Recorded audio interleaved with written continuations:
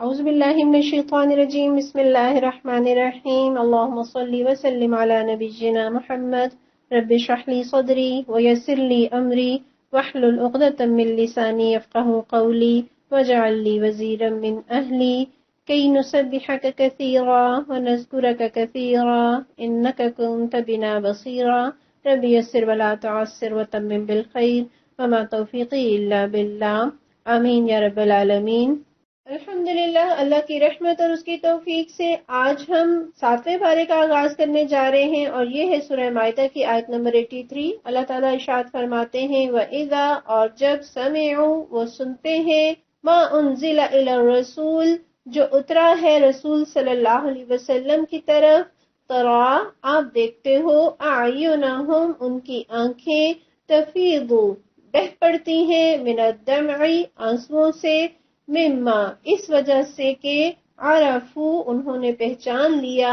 من الحق کی، حق کو، یقولون، وہ کہتے ہیں، ربنا، اے ہمارے پروردگار، آمنا، ہم ایمان لے آئے، فاکتبنا مع الشاہدین، بس ہمارا نام گواہی دینے والوں میں لکھ لیجئے۔ مراد کیا ہے کہ جب وہ اس کلام کو سنتے ہیں جو رسول صلی اللہ علیہ وسلم پر اترا ہے تو تم دیکھتے ہو کہ حق شناسی کے اثر سے ان کی آنکھیں آنسوؤں سے تر ہو جاتی ہیں اور وہ بول اٹھتے ہیں کہ پروردگار، ہم ایمان لائے، ہمارا نام گواہی دینے والوں میں لکھ لے۔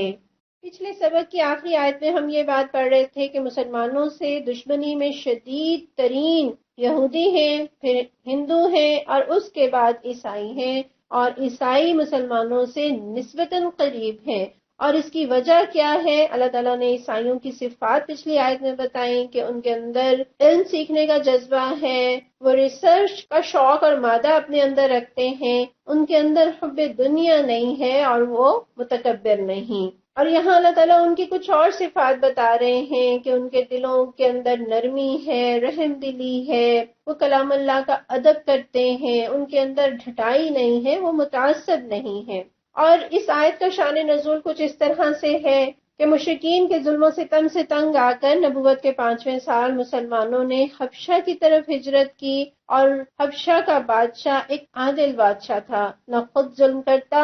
نہ ظلم کرنے دیتا۔ اس لیے جب اہل ایمان مشرکین کے ظلم و ستم سے تنگ آ گئے تو رسول اللہ صلی اللہ علیہ وسلم نے انہیں حبشہ ہجرت کرنے کی اجازت دے دی۔ اور شاہ حبشہ کے ساتھ تو قریش مکہ کے تجارتی تعلقات تھے، اس لیے انہوں نے اپنا ایک وفد ان مسلمانوں کو واپس لانے کے لیے وہاں بھیجا، اور بہت سے تحائف لے کر گئے اور بہت سارے تحائف درباریوں کے لیے بھی لے کر گئے تاکہ انہیں اپنے ساتھ ملا سکیں اور ہجرت کرنے والے ان مسلمانوں کو واپس ظلم کی بھٹی میں لا سکیں۔ مسند احمد کی روایت کے اندر اس واقعے کی تفصیل ملتی ہے، اور اس واقعے کا تذکرہ حضرت ام سلمہ رضی اللہ عنہا کرتی ہیں۔ وہ فرماتی ہیں کہ ہم حبشہ کی سرزمین میں اترے اور نجاشی کو بہترین پڑوسی پایا، اور فرماتی ہے کہ ہم اپنے دین پر پرامن ہو گئے اور ہم نے اللہ کی عبادت کی، ہمیں نہ کوئی تکلیف دی جاتی اور نہ ہم کوئی ناپسندیدہ بات ہی سنتے تھے۔ اور جب قریشیوں کو اس بات کا علم ہوا تو انہوں نے آپس میں مشورہ کیا اور یہ طے پایا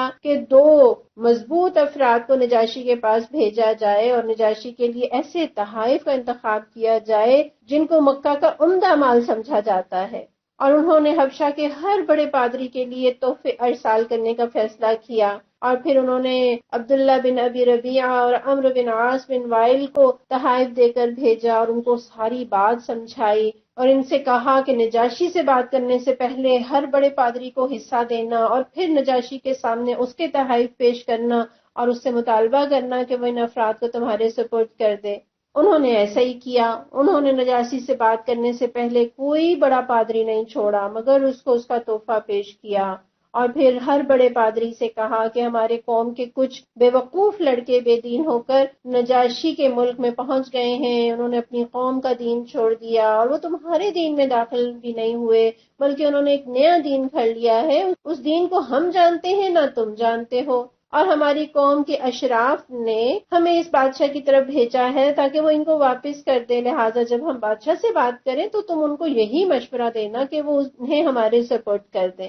اور بادشاہ کو پہلے بات کرنے کا موقع نہ دینا۔ بس بے شک ان لوگوں کی قوم کے لوگ ہی بہترین انداز میں ان کے معاملات کو دیکھ سکتے ہیں اور جان سکتے ہیں کہ وہ ان کی کس چیز کو معیوب سمجھتے ہیں۔ تو پادریوں نے کہا بالکل ٹھیک ہے۔ پھر قریش کے ان دو قاصدوں نے نجاشی کو تحائف پیش کیے، اس نے ان سے قبول کر لیے۔ پھر انہوں نے کہا کہ اے بادشاہ، ہمارے کچھ بے وقوف لڑکے بے دین ہو کر آپ کے ہاں آ گئے ہیں، انہوں نے اپنی قوم کا دین چھوڑ دیا ہے اور انہوں نے تمہارا دین بھی اختیار نہیں کیا۔ کیسا طریقہ ہے ان کا نجاشی کو بھڑکانے کا کہ اپنا دین بھی چھوڑا ہے اور تمہارا دین بھی اختیار نہیں کیا، بلکہ انہوں نے ایک نیا دین ایجاد کر لیا ہے، نہ ہم اس کو جانتے ہیں اور نہ تم۔ ان کی قوم کے اشراف، یہاں تک کہ ان کے آبا نے، ان کے چچوں نے اور قبیلے کے دوسرے افراد نے ہمیں آپ کی طرف بھیجا ہے تاکہ آپ ان کو ہماری طرف واپس کر دیں، اور ہم ہی بہترین انداز میں اس چیز کو دیکھ سکتے ہیں اور یہ جان سکتے ہیں کہ وہ ان کی کس چیز کو معیوب سمجھتے ہیں اور کس وجہ سے ان سے ڈانٹ ڈپٹ کرتے ہیں۔ اور ان قاصدوں کے نزدیک سب سے زیادہ ناپسندیدہ بات یہ تھی کہ نجاشی ان صحابہ کی بات نہ سنے۔ اتنے میں نجاشی کے ارد گرد والے پادریوں نے کہا ہے بادشاہ، یہ لوگ سچ کہہ رہے ہیں، انہی کی قوم بہتر انداز میں اس چیز کو دیکھ سکتی ہے اور جان سکتی ہے، لہٰذا آپ ان کو ان کے سپرد کر دیں تاکہ یہ دو افراد ان کو اپنی قوم اور اپنے وطن کی طرف واپس لے جائیں۔ یہ بات سن کر نجاشی غضبناک ہو گیا۔ عادل بادشاہ تھا نا، یک طرفہ بات سن کر فیصلہ نہیں کرتا تھا۔ اس نے کہا مخلوق کے خالق کی قسم، اللہ کی قسم، میں ان کو ان کے سپرد نہیں کروں گا۔ ان لوگوں نے میرا پڑوس اختیار کیا ہے، یہ میرے ملک میں آئے ہیں، مجھے دوسرے بادشاہوں پر ترجیح دی ہے، لہٰذا میں ان کو بلا کر اس بارے میں ان سے پوچھوں گا کہ یہ دو آدمی کیا کہتے ہیں۔ اگر تو معاملہ ایسا ہی ہے جیسا یہ کہہ رہے ہیں تو میں انہیں ان کے حوالے کر دوں گا، لیکن اگر معاملہ کچھ اور ہوا تو میں ان کو روک لوں گا، اور انہوں نے جو پڑوس اختیار کیا ہے یعنی ہمارے ہاں پناہ لی ہے، میں اس کو اچھا ثابت کروں گا۔ پھر نجاشی نے رسول اللہ صلی اللہ علیہ وسلم کے صحابہ کی طرف پیغام بھیجا اور انہیں بلایا، اور جب اس کا قاصد آیا تو وہ جمع ہو گئے۔ پھر ان میں سے ایک نے دوسرے سے کہا جب تم اس کے پاس جاؤ گے تو کیا کہو گے؟ انہوں نے کہا اللہ کی قسم ہم وہی کچھ کہیں گے جو ہمیں علم ہے، اور جو کچھ ہمارے نبی نے ہمیں حکم دیا ہے اس کی وجہ سے جو کچھ ہونا ہے ہو جائے، ہمیں اس کی پرواہ نہیں۔ اور جب وہ صحابہ اس کے پاس پہنچے اور اس نجاشی نے پادریوں کو بلایا اور وہ اس کے ارد گرد مصاحف کھول کر بیٹھ گئے۔ نجاشی نے کہا اس دین کی کیا حقیقت ہے جس کی بنا پر تم اپنی قوم سے الگ ہو گئے ہو اور میرے دین میں بھی داخل نہیں ہوئے، بلکہ تم نے موجودہ امتوں میں سے کسی امت کے دین کو نہیں اپنایا؟ تو اس موقع پر حضرت جعفر بن ابی طالب رضی اللہ عنہ نے بات کی اور فرمایا اے بادشاہ، ہم جاہل قوم تھے، بتوں کی پرستش کرتے تھے، مردار کھاتے تھے، برے کام کرتے تھے، قطع رحمی کرتے تھے، پڑوسیوں کے ساتھ برا سلوک کرتے تھے، ہمارا قوی آدمی کمزور کو کھا رہا تھا۔ ہمارے یہی حالات تھے کہ اللہ نے ہماری طرف ایک رسول مبعوث فرمایا، ہم اس کے نصب، اس کے صدق، اس کی امانت اور پاک دامنی کو جانتے ہیں۔ اس نے ہمیں اللہ کی طرف دعوت دی کہ اس کو ایک تسلیم کریں، اسی کی عبادت کریں اور ان پتھروں اور بتوں کی پرستش سے باز آ جائیں جن کی پرستش ہم اور ہمارے آباء و اجداد کرتے تھے۔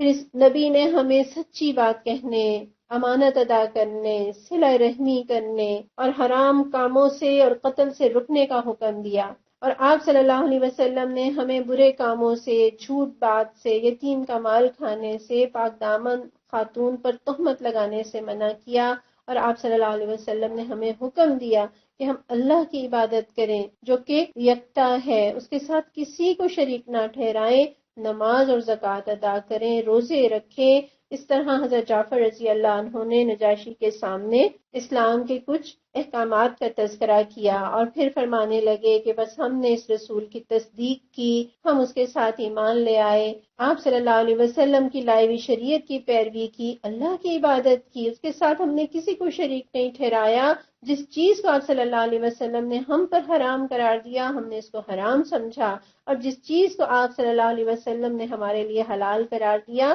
ہم نے اس کو حلال سمجھا، اور ان باتوں کی بنا پر ہماری قوم نے ہم پر زیادتی کی، ہمیں ایذا پہنچائی، ہمارے دین کے بارے میں ہمیں فتنے میں ڈالا تاکہ ہمیں اللہ کی بندگی کی بجائے بتوں کی بندگی کی طرف لے جائیں، اور ان خبیث چیزوں کو حلال سمجھیں جنہیں ہم جاہلیت میں حلال سمجھا کرتے تھے۔ پھر جب ان لوگوں نے ہم پر سختی کی، ظلم کیا، ہمیں مشقت میں ڈالا اور ہمارے دین کے درمیان حائل ہونا چاہا، تو ہم آپ کے ملک کی طرف آ گئے، آپ کو دوسروں پر ترجیح دی۔ ہمیں امید تھی کہ اے بادشاہ آپ کے ہاں ہم پر ظلم نہیں کیا جائے گا۔ نجاشی نے یہ تقریر سن کر کہا کہ تمہارے نبی اللہ تعالیٰ کی طرف سے جو چیز لائے ہیں، کیا اس کا کوئی حصہ تمہارے پاس ہے؟ تو حضرت جعفر رضی اللہ عنہ نے کہا ہاں۔ نجاشی نے کہا تو پھر اس کی تلاوت کر کے مجھے سناؤ۔ سیدنا جعفر رضی اللہ عنہ نے سورہ مریم کے ابتدائی حصے کی تلاوت کی۔ اللہ کی قسم نجاشی نے رونا شروع کر دیا، یہاں تک کہ اس کی داڑھی تر ہو گئی۔ پادریوں نے بھی یہ تلاوت سن کر رونا شروع کر دیا، حتیٰ کہ ان کے سامنے پڑے ہوئے صحیفے تر ہو گئے۔ اور پھر نجاشی نے کہا اللہ کی قسم بے شک اس کلام کا اور موسیٰ علیہ السلام کے لائے ہوئے کلام کا سرچشمہ ایک ہی ہے، تم دونوں چلے جاؤ یہاں سے۔ اللہ کی قسم میں ان لوگوں کو کبھی تمہارے سپورٹ نہیں کروں گا، اور یہ نہیں ہو سکتا کہ اس معاملے میں میرے ساتھ کوئی مکر کیا جائے۔ حضرت ام سلمہ رضی اللہ عنہ فرماتی ہیں کہ جب ہم اس کے پاس سے نکلے تو عمرو بن عاص نے کہا اللہ کی قسم کل میں نجاشی اور اس کے ماتحت لوگوں کو ان کا ایک عیب بتاؤں گا اور اس کے ذریعے ان کی اصل کو جڑ سے مٹا دوں گا۔ اور ان دو میں سے عبداللہ بن ابی ربیعہ جو نسبتاً بہتر تھا، اس نے کہا اس طرح نہ کر، آخر یہ ہمارے ہی رشتہ دار ہیں،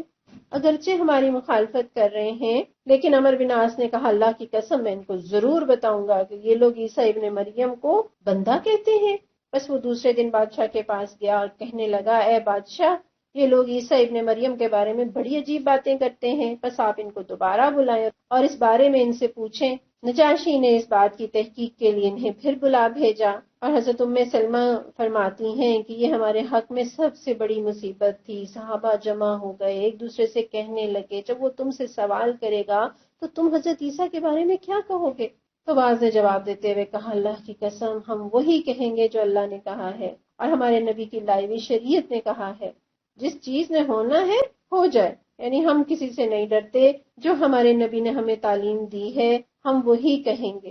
جب وہ داخل ہوئے تو نجاشی نے کہا کہ تم لوگ عیسیٰ ابن مریم کے بارے میں کیا کہتے ہو؟ تو حضرت جعفر رضی اللہ عنہ نے فرمایا کہ ہم ان کے بارے میں وہی کچھ کہتے ہیں جو ہمارے نبی نے ہمیں سکھایا ہے، اور ہم کہتے ہیں کہ وہ اللہ کے بندے، اس کے رسول، روح اور کلمہ ہیں جسے اللہ نے کنواری مریم پر القاء کیا۔ یہ سن کر نجاشی نے اپنا ہاتھ زمین پر مارا، وہاں سے ایک لکڑی اٹھائی اور کہا کہ تو نے عیسیٰ ابن مریم کے بارے میں جو کچھ کہا ہے ان کی حیثیت اس لکڑی کے بقدر بھی اس سے زیادہ نہیں، یعنی بالکل تم نے درست ان کی حیثیت بتائی ہے۔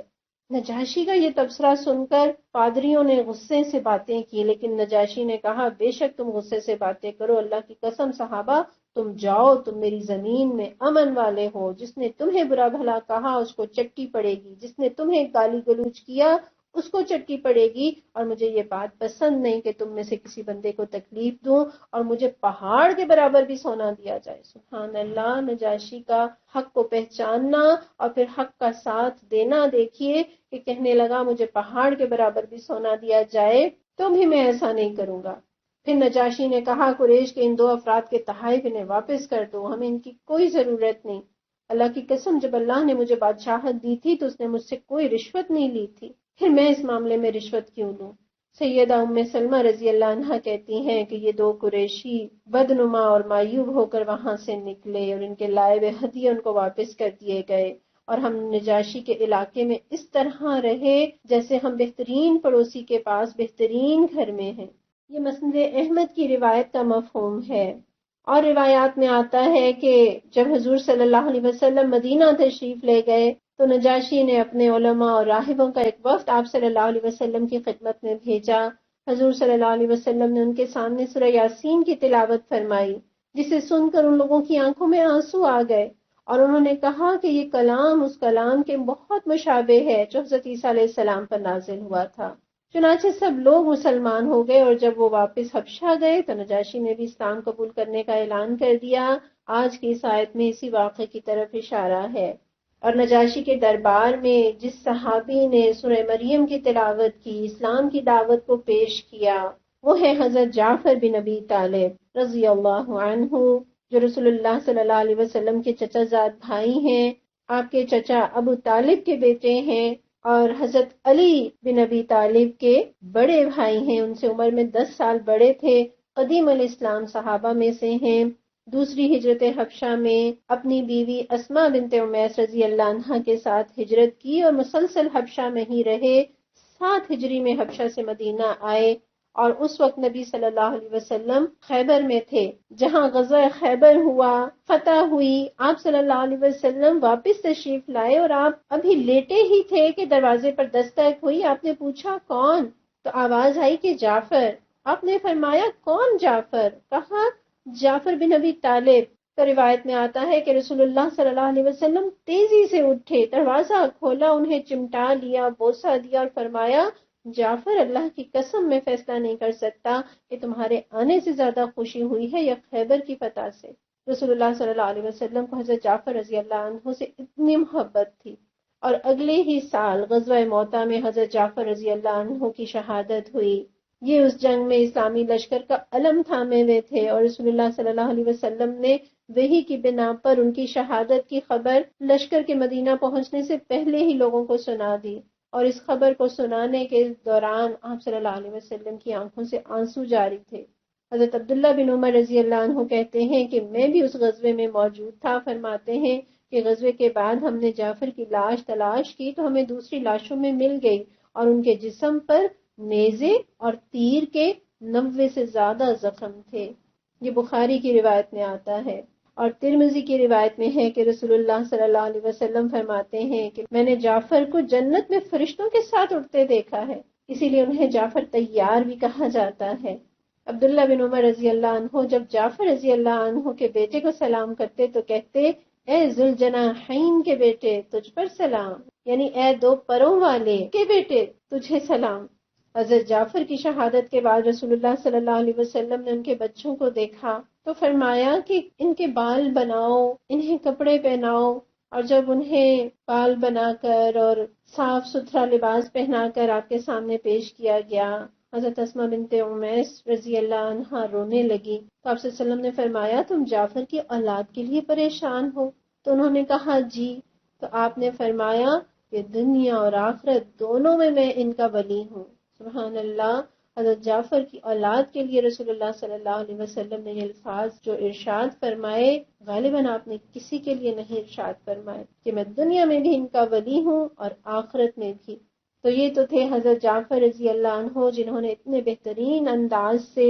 اسلام کا مقدمہ نجاشی کے سامنے پیش کیا، اور نجاشی نے نہ صرف اسلام قبول کیا بلکہ رسول اللہ صلی اللہ علیہ وسلم کو اس نے تحائف بھی بھیجے۔ ایک روایت میں آتا ہے کہ اس نے زیورات بھیجے جس میں ایک سونے کی انگوٹھی تھی، اور آپ صلی اللہ علیہ وسلم نے اسے اپنی نواسی سیدہ امامہ رضی اللہ عنہا کو پہنا دیا۔ پھر نجاشی نے رسول اللہ صلی اللہ علیہ وسلم کو کالے رنگ کے 2 سادے موزے بطور تحفہ بھیجے، جسے رسول اللہ صلی اللہ علیہ وسلم نے پہنا اور وضو کرتے ہوئے ان پر مسح بھی کیا۔ پھر حضرت ام حبیبہ رضی اللہ عنہا جو کہ عبید اللہ بن جحش کی زوجیت میں تھیں، جب وہ نجاشی کے ہاں گیا تو وہیں مرتد ہو کر فوت ہو گیا، اور ام حبیبہ رضی اللہ عنہا حبشہ ہی میں تھیں، تو نجاشی نے رسول اللہ صلی اللہ علیہ وسلم سے ام حبیبہ رضی اللہ عنہا کا نکاح خود کیا، اور آپ صلی اللہ علیہ وسلم کی طرف سے ان کو 4000 دینار بطور مہر بھی ادا کیے، اور پھر ان کے سفر کی تیاری کر کے انہیں ایک صحابی رسول صلی اللہ علیہ وسلم کے ساتھ رسول اللہ صلی اللہ علیہ وسلم کی خدمت میں روانہ کیا۔ ان کی مکمل تیاری اور ساز و سامان نجاشی کی طرف سے تھا، اور یہ نجاشی جس نے مسلمانوں کے ساتھ اتنا اچھا سلوک کیا، جس نے جب قرآن سنا تو اس کی آنکھیں بہہ پڑیں، اس نے حق کو پہچان لیا اور پھر اس نے اسلام کو قبول کر لیا، اس کا عہدہ، اس کا سٹیٹس، کوئی چیز اسلام کو قبول کرنے میں اس کی راہ میں حائل نہ ہو سکی۔ وہ رسول اللہ صلی اللہ علیہ وسلم کی خدمت میں تو حاضر نہ ہو سکا، لیکن اسلام لانے کا شرف اسے حاصل ہوا، اور جب اس کا انتقال ہوا تو رسول اللہ صلی اللہ علیہ وسلم نے مسلمانوں کو اس کی وفات کی خبر دی اور پھر اس پر غائبانہ نماز جنازہ پڑھی۔ ہماری آج کی اس آیت میں جو منظر دکھایا گیا ہے کہ انہوں نے قرآن کو سنا، انہوں نے حق کو پہچانا اور وہ رو پڑے، کتنے والہانہ انداز میں انہوں نے قرآن کا اور پیغمبر صلی اللہ علیہ وسلم کا خیر مقدم کیا ہے۔ وجہ کیا ہے کہ حضرت عیسیٰ علیہ السلام نے انجیل میں جس نبی کی بشارت دی تھی، ان کی جو نشانیاں یہ اپنے اندر محفوظ کیے ہوئے تھے، یہ لوگ ان کی راہ دیکھ رہے تھے، یہ منتظر تھے، بے قرار تھے، مدتوں سے انتظار کر رہے تھے، اور جب قرآن سنا تو خوشی سے آنکھیں آنسوں سے بھر گئیں۔ کیسا منظر ہے کہ قرآن سن کر جذبات ابھرتے ہیں، دل نرم ہو جاتے ہیں، آنکھیں آنسوں سے بھر جاتی ہیں، یعنی وہ قرآن سے بڑا ہی گہرا اثر لیتے ہیں، اور جتنا زیادہ دل پر اثر ہوتا ہے آنسو اس تاثیر کا اظہار کرتے ہیں،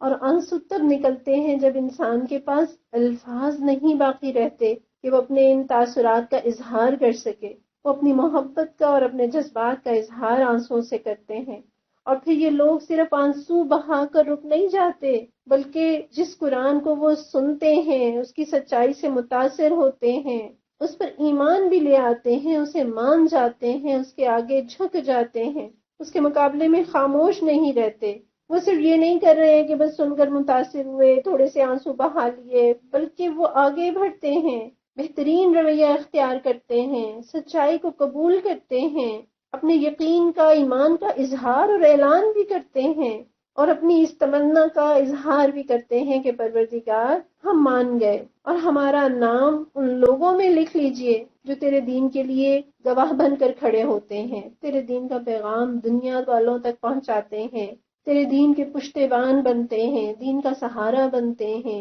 اپنے عمل سے، اپنے کردار سے اس دین کی گواہی دیتے ہیں۔ فاکتبنا مع الشاہدین۔ اور قرآن میں اور مقامات پر بھی اس بات کا تذکرہ ملتا ہے۔ سورہ آل عمران کی آیت نمبر 199 میں آتا ہے کہ اہل کتاب میں کچھ لوگ ایسے ہیں جو اللہ کو مانتے ہیں، اس کتاب پر ایمان لے آتے ہیں جو تمہاری طرف بھیجی گئی ہے، اور اس کتاب پر بھی ایمان رکھتے ہیں جو اس سے پہلے خود ان کی طرف بھیجی گئی تھی۔ یہ اللہ کے آگے جھکے ہوئے ہیں، خاشعین للہ لا یشترون بآیات اللہ ثمنا قلیلا، یہ اللہ کی آیات کو تھوڑی سی قیمت پر بیچ نہیں دیتے، ان کا اجر ان کے رب کے پاس ہے، اور اللہ کو حساب چکانے میں دیر نہیں لگتی۔ اسی طرح سورہ قصص میں آتا ہے الذین آتیناہم الکتاب من قبلہ ہم بہ یؤمنون، جن لوگوں کو اس سے پہلے ہم نے کتاب دی تھی وہ اس قرآن پر ایمان لے آتے ہیں۔ وَإِذَا يُتْلَى عَلَيْهِمْ، اور جب وہ پڑھ کر سنایا جاتا ہے انہیں، قالوا، وہ کہتے ہیں، آمنا بھی، ہم اس پر ایمان لے آئے، انہ الحق من ربنا،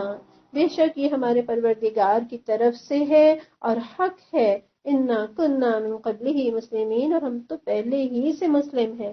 اولئک یؤتون اجرهم مرتین بما صبروا،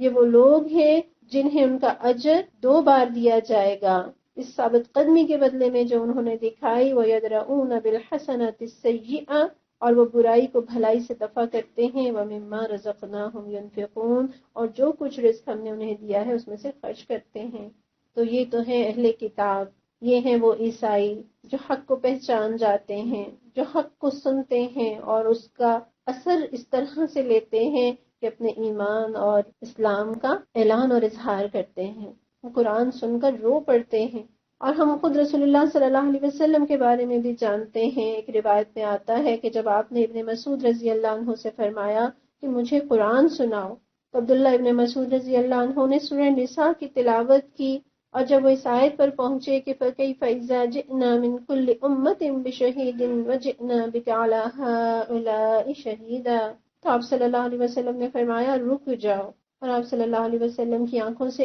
آنسو روان تھے۔ حضرت مطرف اپنے والد سے روایت کرتے ہیں کہ میں نے رسول اللہ صلی اللہ علیہ وسلم کو دیکھا، آپ نماز ادا فرما رہے تھے اور آپ کے سینے سے رونے کی آواز اس طرح آ رہی تھی جیسے چکی کے چلنے کی آواز ہوتی ہے۔ اس طرح رسول اللہ صلی اللہ علیہ وسلم قرآن پڑھتے ہیں اور سسکیاں لے لے کر روتے ہیں۔ حضرت عبداللہ بن عروہ فرماتے ہیں کہ میں نے اپنی دادی اسماء رضی اللہ عنہا سے پوچھا کہ نبی صلی اللہ علیہ وسلم جب قرآن سنتے تو کیا کرتے تھے؟ فرماتی ہیں ان کی آنکھیں اشکبار ہو جاتی، ان کے رونگٹے کھڑے ہو جاتے۔ اور وہ واقعہ بھی آپ جانتے ہیں کہ جب رسول اللہ صلی اللہ علیہ وسلم ساری رات آیت پڑھتے رہے اور روتے رہے،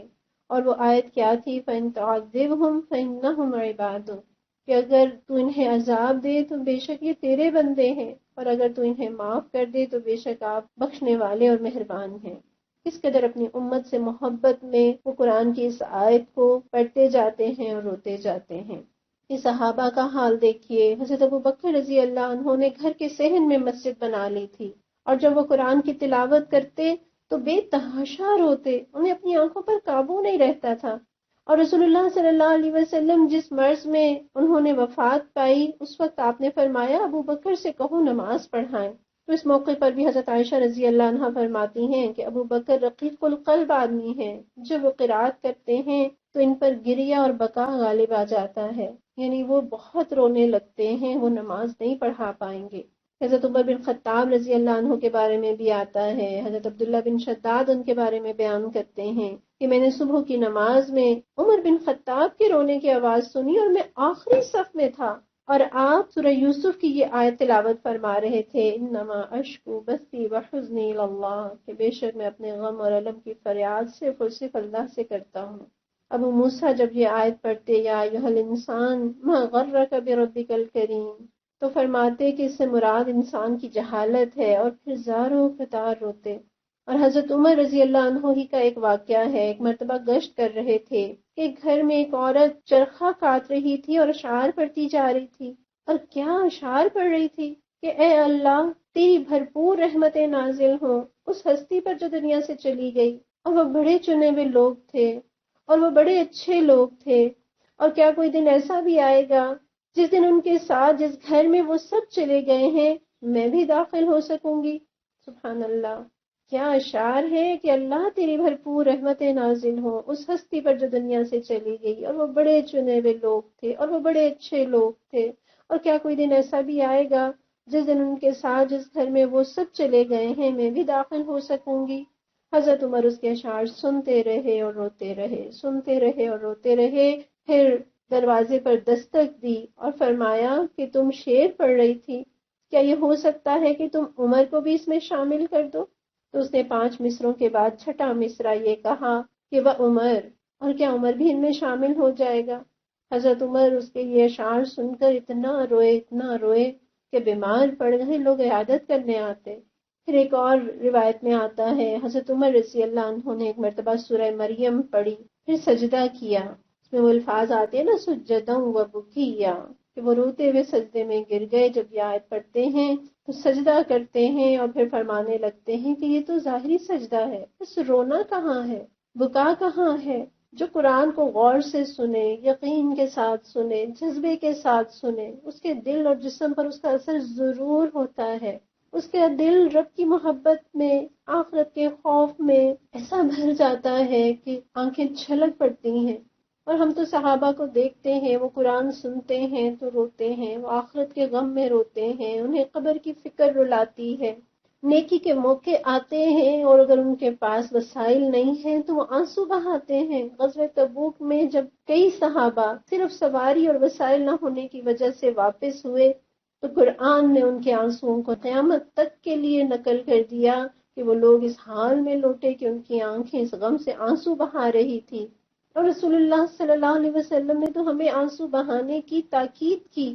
عقبہ بن عامر رضی اللہ عنہ سے روایت ہے، وہ فرماتے ہیں کہ میں رسول اللہ صلی اللہ علیہ وسلم کے پاس آیا تو آپ نے مجھ سے کہا، اے عقبہ اپنی زبان روک کر رکھو، اپنی خطا پر آنسو بہاؤ اور تمہیں تمہارا گھر ہی کافی ہو۔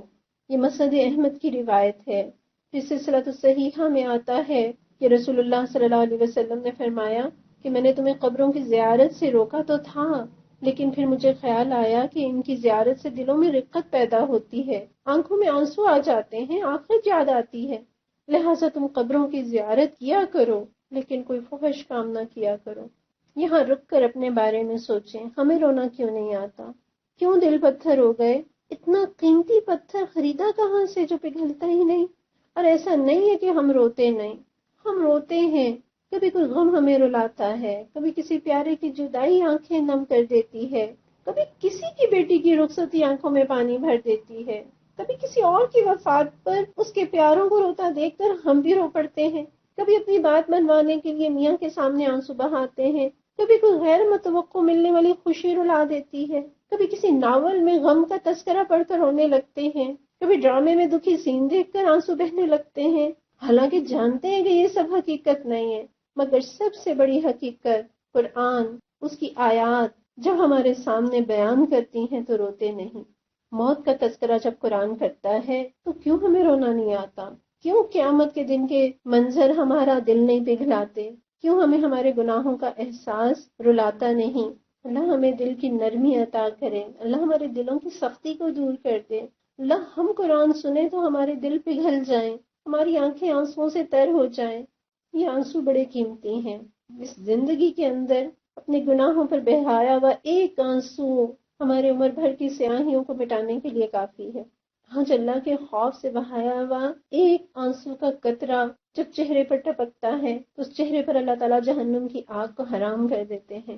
اسی لیے ہمارے اسلاف اس آنسو کی اتنی قدر کرتے تھے کہ اس آنسو کو پورے چہرے اور جسم پر مل دیتے تھے۔ دنیا میں اخلاص کے ساتھ، خشیت کے ساتھ، اللہ کی محبت میں، جہنم کے خوف سے، اپنے گناہوں کے برے انجام کے ڈر سے اللہ کی بارگاہ میں رونا نہ آئے تو رونے کی سی شکل بنا لینا، یہ میرے اور آپ کے دلوں کی اور نام اعمال کی صفائی کے لیے اور آخرت میں رسوائی سے بچنے کے لیے ضروری توشہ ہے۔ ورنہ قیامت کے دن کے بارے میں تو رسول اللہ صلی اللہ علیہ وسلم نے فرمایا کہ اہل جہنم اتنا روئیں گے کہ اگر ان کے آنسوؤں میں کشتیاں چلائی جائیں تو وہ بھی چل پڑیں، اور وہ پانی کی جگہ خون کے آنسو روئیں گے، یعنی اتنا روئیں گے کہ آنسو ختم ہو جائیں گے اور آنسوؤں کی جگہ خون بہنے لگ جائے گا۔ ہم نے تو لکڑی کے ممبر کے بارے میں پڑھا، جب وہ رسول اللہ صلی اللہ علیہ وسلم سے جدا کر دیا گیا تو دھاڑے مار کر رونے لگا۔ وہ بظاہر سخت اور بے جان چیز وہ رسول اللہ صلی اللہ علیہ وسلم کی محبت سے اتنی بے قرار ہے کہ ان کی جدائی کو برداشت نہیں کر سکی اور ہچکیاں لے کر رونے لگی۔ ہم تو انسان ہیں، لکڑی اور پتھر کے بنے ہوئے دل نہیں رکھتے، گوشت پوشت کے دل ہیں۔ اللہ ہمیں زندہ، دھڑکتا ہوا اور محسوس کرنے والا اور حقیقت کو پہچاننے والا، تجھ سے ڈرنے والا پروردگار ایسا دل عطا کر دے۔ وَإِذَا سَمِعُوا، اور دل میں نرمی تب ہی آتی ہے جب غور سے سنتے ہیں، جب صرف کان نہیں سنتے بلکہ دل بھی سنتا ہے، جب یہ قرآن دل پر اترتا ہے، جب حق کو پہچان لیتے ہیں، جب حق کو مان جاتے ہیں، پھر آنکھیں بہتی ہیں۔ الحمدللہ دورہ قرآن میں تو کئی ایسے مرحلے آئے کہ ہماری آنکھیں آنسوؤں سے بھیگ گئیں، اور یہ کیوں ہو رہا تھا؟ کیونکہ ہم قرآن کو سمجھ کر پڑھ رہے تھے۔ ہم قرآن سنتے ہیں تو ہمیں رونا کیوں نہیں آتا؟ دو بڑی وجوہات ہیں۔ ایک وجہ تو یہ ہے کہ قرآن کی زبان کو ہم سمجھتے ہی نہیں، وہ پیغام، وہ حقیقتیں، وہ مناظر جو قرآن دکھا رہا ہے ہمارے سر کے اوپر سے گزر جاتے ہیں، اس لیے کہ ہمیں تو عربی آتی ہی نہیں، ہم تو قرآن کے مفہوم سے آشنا ہی نہیں۔ ہم تو کبھی رکوع اور کبھی ربع اور کبھی پارا اور کبھی ختم کرنے کے چکر میں ہم اس کو پڑھ تو لیتے ہیں لیکن ہماری سمجھ میں نہیں آتا۔ تو جب سمجھ میں نہیں آئے گا تو دل میں نرمی کیسے آئے گی؟ اور دوسرا، دنیا کی محبت نے، جس طرح ہم جس کو کہتے ہیں نا گوڑے گوڑے دنیا کی محبت میں ڈوبے ہوئے ہیں، اس نے ہمیں کسی کام کا نہیں چھوڑا۔ اس کی وجہ سے ہمارے دلوں میں سختی آ گئی ہے۔ زیادہ ہنسنا دلوں کو مردہ کر دیتا ہے، زیادہ باتیں کرنا دلوں کو مردہ کر دیتا ہے۔ اپنے آپ کو دنیا کی محبت کی دلدل سے نکالنے کی کوشش کریں اور قرآن کو سمجھ کر پڑھیں اور اللہ سے وہ دل مانگیں جس کے اندر رقت اور نرمی ہو، جس میں حق قبول کرنے کی صلاحیت ہو، جس میں جھک جانے کی کوالٹی ہو۔ اللہ ہمیں ایسا دل دے دے۔ اب اگلی آیت سورہ مائدہ کی 84 نمبر دیکھیے۔ وَمَا لَنَا، اور کیا ہے ہمیں، لَا نُؤْمِنُ بِاللَّهِ، ہم اللہ پر ایمان کیوں نہ لائیں، وَمَا جَاءَنَا مِنَ الْحَقِّ، اور جو حق ہمارے پاس آیا اسے کیوں نہ مان لیں، وَنَطْمَعُ، حالانکہ ہم طمع رکھتے ہیں، ہم امید رکھتے ہیں، أَن يُدْخِلَنَا، کہ داخل کرے ہمیں، ربنا، ہمارا پروردگار، مع القوم الصالحین، صالح لوگوں کے ساتھ۔ یہ کتنا خوبصورت انداز ہے ان کی بات کا کہ جب ہم یہ بات چاہتے ہیں، ہم تمنا رکھتے ہیں، ہم دعائیں کرتے ہیں، ہم امید کرتے ہیں، ہماری یہ خواہش ہے کہ اللہ ہمیں ان لوگوں میں شامل کر دے جو صالحین ہیں، جو متقین ہیں، جو نیکوکار ہیں، تو آخر اللہ پر اور اس حق پر جو ہمارے پاس آیا ہے اس پر ایمان لائے بغیر ہمیں یہ امید یا یہ خواہش یا یہ توقع رکھنے کا حق ہی نہیں۔ لہٰذا ہمیں ضرور ایمان لانا ہے۔ ایمان لائے بغیر قیامت کے دن اللہ کے نیک بندوں کے ساتھ داخل ہونے کی توقع کرنا، طمع کرنا، تو سراسر جہالت اور حماقت ہے۔ پچھلی آیت میں فَاكْتُبْنَا مَعَ الشَّاهِدِينَ، اور یہاں وَنَطْمَعُ أَن يُدْخِلَنَا رَبُّنَا مع القوم الصالحین کہہ کر اللہ تعالیٰ نے یہودیوں پر اور عیسائیوں پر لطیف سا طنز بھی کیا ہے کہ جو اپنا سارا زور صرف کر رہے ہیں رسول اللہ صلی اللہ علیہ وسلم کی مخالفت پر، نہ ماننے پر، اور توقع یہ رکھتے ہیں، دعویٰ یہ رکھتے ہیں کہ آخرت کی کامیابیاں اور جنتیں اور ساری نعمتیں صرف اور صرف انہی کا حق ہیں۔ اور یہاں عیسائیوں میں سے وہ صالح لوگ، وہ اچھے لوگ جو واقعی میں حضرت عیسیٰ علیہ السلام کی تعلیمات پر عمل کر رہے تھے، جو ان کی بتائی ہوئی نشانیوں کے مطابق آخری نبی کے منتظر تھے، وہ یہ کہہ رہے ہیں کہ ہم کیوں نہ رب پر ایمان لے آئیں اور ہم اس حق کو کیوں نہ مان لیں، حالانکہ ہم تو یہ چاہتے ہیں کہ ہمارا رب ہمیں نیک لوگوں میں شامل کرے۔ یعنی یہاں آپ دیکھیے یہ لوگ سچائی کو پہچان بھی جاتے ہیں، اسے مان بھی جاتے ہیں، اس کا اعلان بھی کرتے ہیں، پھر حق کی گواہی دینے والوں میں شامل ہونے کی رب سے استدعا بھی کرتے ہیں۔ وہ یہ چاہتے ہیں کہ اللہ ہمیں ان لوگوں میں شامل کر دے جو زمین پر اس حق کے نظام کو قائم کرنے کے لیے محنت کر رہے ہیں، ہمیں اس امت میں داخل کر دے جس امت کے بارے میں قرآن یہ گواہی دیتا ہے کہ وہ امت وسط ہیں، جو اپنی زبان سے، اپنے عمل سے، اپنی محنتوں سے حق کی گواہی دینے کا فرض انجام دے رہے ہیں۔ وہ اپنی اس بات پر اللہ کو گواہ ٹھہراتے ہیں، وہ یہ چاہتے ہیں ہمارا نام رجسٹر کر لیا جائے، اور وہ اپنے آپ سے گویا کہتے ہیں کہ ہم کیوں نہ مانیں، حق کو قبول کرنے میں آخر رکاوٹ کیا ہے؟ ہمارے پاس نہ ماننے کا تو کوئی جواز ہی نہیں۔ غرض یہ لوگ سنتے ہیں، سمجھتے ہیں، گہرا اثر لیتے ہیں، ایمان کا اعلان کرتے ہیں، اسلام قبول کرتے ہیں، امت کا جز بن جاتے ہیں، اور رب سے دعائیں کرتے ہیں کہ رب انہیں توفیق دے کہ وہ حق کا فریضہ انجام دے سکیں، وہ اس دین کو اپنی زندگی کے ساتھ ساتھ لوگوں کی زندگیوں میں بھی قائم کرنے کے لیے محنت کرنے والے بن جائیں۔ انہیں یہ حق کا راستہ اتنا صاف نظر آ رہا ہے، اتنا انہیں یقین ہے کہ یہی ایک راستہ ہے، اس کے سوا کسی اور راستے پر چلنا ان کے لیے جائز نہیں، اور یہی وہ راستہ ہے جس پر چل کر اللہ انہیں صالحین میں شامل کرے گا۔ قرآن ان حق کو قبول کر جانے والوں کی صفات بھی بتاتا ہے، ان کی تمنائیں بھی بتاتا ہے، ان کے ایمان کی گواہی بھی دیتا ہے، پھر اللہ ان کا انجام بھی بتاتا ہے کہ قیامت کے دن ان لوگوں کا کیا انجام اور کیا حال اور کیا معاملہ ہوگا، کس طرح سے وہ نیک لوگوں کے ساتھ اٹھائے جائیں گے، اور نیک لوگوں کا ساتھ مل جانا اس دنیا میں بھی اور آخرت میں بھی اللہ کی بہت بڑی نعمت ہے۔ سورہ مائدہ کی آیت نمبر 85، فَأَثَابَهُمُ اللَّهُ، بس اللہ نے انہیں بدلہ دیا، ثواب دیا، بما قالوا، بس سبب اس کے انہوں نے کہا، اور کیا بدلہ دیا؟ جنات، باغات، تجری، بہ رہی ہوں گی، من تحتها الانہار، ان کے نیچے سے نہریں، خالدین فیہا، جن میں وہ ہمیشہ ہمیشہ رہیں گے، وذالک جزاء المحسنین، اور یہ جزا ہے نیک رویہ اختیار کرنے والوں کے لیے۔ یہاں اللہ تعالیٰ نے اس آیت میں بتا دیا کہ نیکوکار لوگ، مان جانے والے لوگ، جس قوم کے بھی ہوں، جس دور کے بھی ہوں، جس ملک کے بھی ہوں، جس رنگ اور جس نسل کے بھی ہوں، وہ رب کی جنتوں کو پائیں گے، اور نہ ماننے والے، اکڑ جانے والے، دین کی مخالفت کرنے والے جو کوئی بھی ہوں، جس سٹیٹس کے بھی ہوں، جس عہدے کے بھی ہوں، جس شکل و صورت اور رنگ روپ کے بھی ہوں، اور جہاں کہیں بھی ہوں، جس دور کے بھی ہوں، ان کا انجام اس سے بالکل برعکس ہے۔ فَأَثَابَهُمُ اللَّهُ بِمَا قَالُوا، یہاں دیکھیں اللہ تعالیٰ نے ان کے قول کی بات کی ہے کہ اللہ نے ان کے اچھے قول کی وجہ سے انہیں یہ جزا دی، اور کیسی بڑی جزا دی کہ جنتیں ہیں جن کے نیچے نہریں بہ رہی ہیں، یعنی باغات ہیں کئی سرسبز و شاداب، ان کے وہ مالک ہو گئے۔ کس بنا پر؟ بما قالوا، یہاں کسی عمل کی بات نہیں ہے، یہاں کسی محنت کی بات نہیں ہے، یہاں کسی قربانی کا ذکر نہیں ہے۔ بما قالوا، یہ زبان کی بات کتنی اہمیت رکھتی ہے۔ ہم دن بھر کتنی باتیں کرتے ہیں، لیکن جائزہ لیں ہماری زبان غیبتیں ہی کرتی رہتی ہے، ہمیں گوسپس پسند ہیں، فضول گپ شپ، دکھ دینے والی باتیں، تکلیف دینے والی باتیں، شکوے والی باتیں، ناشکری کی باتیں۔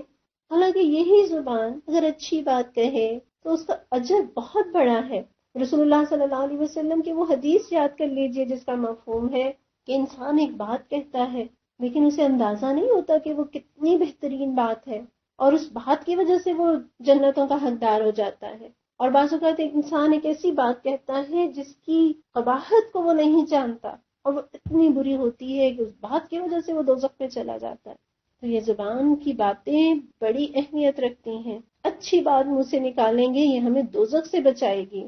رسول اللہ صلی اللہ علیہ وسلم نے ایک مرتبہ آگ کا ذکر فرمایا، پھر آپ نے نفرت و کراہت سے اپنا منہ پھیرا اور آگ سے اللہ کی پناہ طلب کی. راوی فرماتے ہیں کہ آپ صلی اللہ علیہ وسلم نے 3 دفعہ ایسے ہی کیا اور پھر فرمایا کہ جہنم کی آگ سے بچو، اگرچہ کھجور کے ایک ٹکڑے ہی کے ذریعے سے، اور اگر یہ بھی نہ ملے تو اچھی بات ہی کر کے. بولا اچھی بات کرنے میں کوئی نہ پیسہ لگتا ہے، نہ سرمایہ لگتا ہے، نہ پسینہ بہتا ہے، تو کیوں نہ اچھی بات منہ سے نکالیں.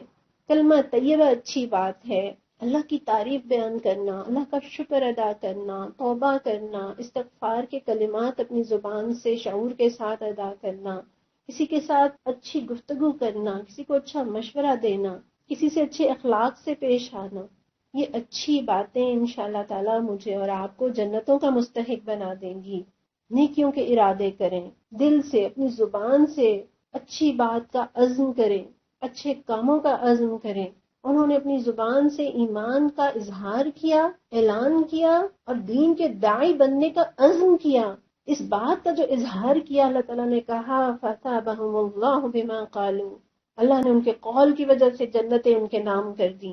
اور جنت میں جانا تو مومن کی سب سے بڑی خواہش ہے، اور صحابہ نے تو اس خواہش کے لیے دنیا کی چھوٹی بڑی ہر نعمت کو ٹھکرا دیا تھا. حضرت جابر رضی اللہ عنہ فرماتے ہیں نا، جنگ احد کے دن ایک آدمی نے رسول اللہ صلی اللہ علیہ وسلم سے کہا کہ آپ مجھے بتائیں اگر میں اللہ کے راستے میں مارا جاؤں تو کہاں جاؤں گا؟ تو آپ نے فرمایا جنت میں. اس نے اپنی ہاتھ میں پکڑی ہوئی کھجوریں جنہیں وہ کھا رہا تھا پھینک دی اور کافروں سے لڑنے لگا یہاں تک کہ شہید ہو گیا. اسی طرح جنگ احد ہی کا ایک اور واقعہ ہے. ایک شخص اسی وقت ایمان لایا،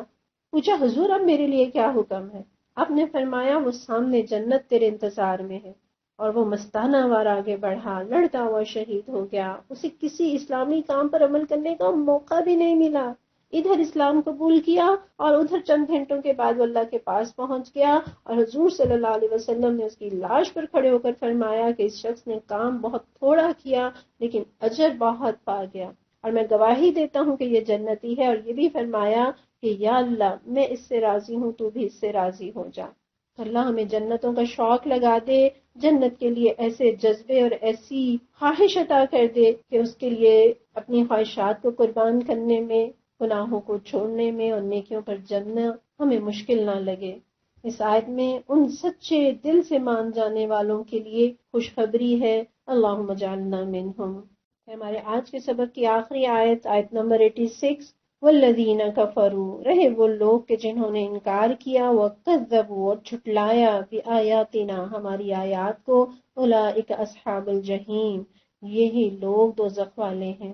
اللہ تعالیٰ نے قرآن میں جہاں جنت کا تذکرہ کیا وہیں دوزخ کا بھی تذکرہ کیا. جہاں مان جانے والوں کا کردار میرے اور آپ کے سامنے رکھا، وہاں جھٹلانے والوں کا کردار بھی ہمارے سامنے رکھا. دونوں کی زندگیاں اور دونوں کا انجام سامنے رکھ کے اللہ تعالیٰ نے چوائس اور اختیار میرے اور آپ کے لیے چھوڑ دیا کہ کون سا رویہ اپناتے ہو اور کون سا انجام چاہتے ہو. یہ دونوں رویے اور دونوں انجام میرے اور آپ کے سامنے ہیں. اللہم انی اسألک الجنہ واعوذ بک من النار. اللہم انی اسألک الجنہ واعوذ بک من النار. اللہم انی اسألک الجنہ واعوذ بک من النار. پروردگار ہم آپ سے آپ کی جنت کا سوال کرتے ہیں، ہمیں عطا فرما دیجئے، اور ہم آپ سے آپ کی دوزخ سے پناہ چاہتے ہیں. پروردگار ہمیں اس سے پناہ دے دیجئے اور ہمیں وہ کام اور وہ باتیں اور وہ اعمال کرنے کی توفیق دے جو ہمیں جنتوں کا مستحق بنا دیں اور ہمیں دوزخ کے عذاب سے بچا لیں. آمین یا رب العالمین. ربنا تقبل منا انک انت السمیع العلیم وتب علینا انک انت التواب الرحیم. وصلی اللہ تعالی علی رسول خیر خلقہ محمد وعلی آلہ واصحابہ اجمعین برحمتک یا ارحم الراحمین. آمین یا رب العالمین. السلام علیکم ورحمۃ اللہ وبرکاتہ.